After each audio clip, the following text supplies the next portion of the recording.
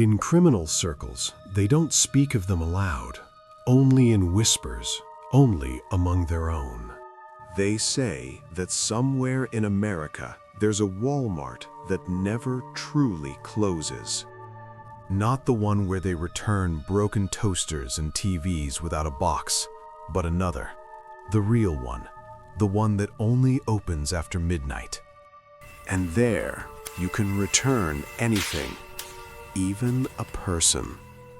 I always thought it was an old wives' tale for idiots, a story they tell to scare newcomers, to see who flinches. But that night, I had no choice, only the road and a body in the truck bed.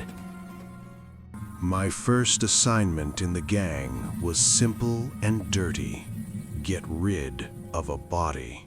The guy's name was Luis. Everything went wrong. He got nervous, reached for a gun, someone flinched first, and that was it. The end. I was given an old pickup truck, a roll of black polyethylene, and a short address with no street name. "Don't ask," the senior guy said, looking me straight in the eyes. "Just deliver it. And remember, if you see a yellow and blue sign after midnight, you're lucky." The word lucky sounded strange then. I was driving along an empty highway where Texas stretches on forever, like a punishment. The asphalt gleamed from old rain. Headlights carved out a piece of road only to lose it immediately in the darkness. The clock on the dashboard read 12:41 a.m. The radio only picked up static, as if someone was breathing right into the speaker, slowly and heavily. And then I saw it. Walmart. It stood alone in the middle of nowhere, too bright for this place, as if it had been cut out from another world and forgotten to be returned. The parking lot was perfectly clean. Not a single car, no trash, no tire marks. The doors slid open by themselves as soon as I drove up, as if the store had recognized me in advance. I shut off the engine. The body in the truck bed felt heavier, or perhaps my hands just trembled.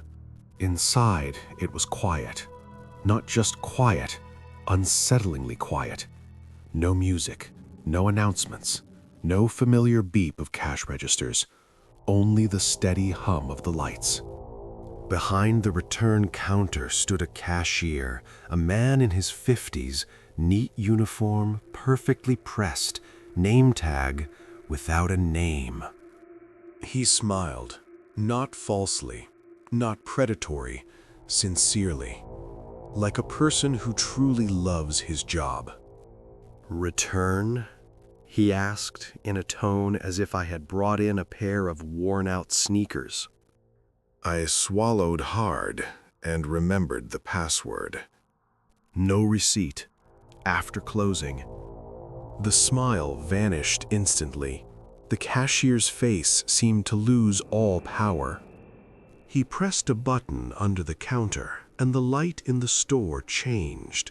It became warm, yellow, almost homely. "You brought a person," he said calmly. "Alive or used?" "Used," I replied, not recognizing my own voice. "Excellent. Come through." He led me between the aisles. I started to notice details. The items on the shelves were strange. Packages without brands, without barcodes. Labels like regret, anger, another's guilt, last chance. In the freezers lay black packages of uniform shape, a too familiar shape. We stopped at a door labeled Returns, Special Items. I opened the truck bed. The cashier didn't even blink when he saw the body. Instead, he nodded respectfully. "Thank you for the delivery. Walmart values reliable partners." "And payment?" I asked. He looked at me intently, too intently. "Money?" he chuckled. "No, we pay with what a person desires most." The floor beneath my feet seemed to tremble. My chest felt empty. I understood the answer even before it was spoken aloud. "Anna, my wife, 5 years ago. An accident. Night. Rain. I was driving." "You want her back," the cashier said softly, as if speaking of a lost receipt. He held out a plastic card with exchange written on it. "The equivalent is you." I recoiled and ran. The doors were still there. I pulled the handle. The metal was red hot. I screamed and pulled my hand back. The smell of burnt flesh hit my nose. "Exit is only possible after the deal is completed," the cashier said in the same benevolent tone. The shelves began to slowly descend like elevators. The light turned red. The store creaked like a living organism. "Where's Anna?" I screamed. "In a better place," he replied. "And you are not." He snapped his fingers. I fell for a long time. Too long. Price tags, instructions, scraps of packaging with warranty void, no returns accepted flew around. People were falling alongside me. Some screamed, some called for their children. Others were silent. They had already understood.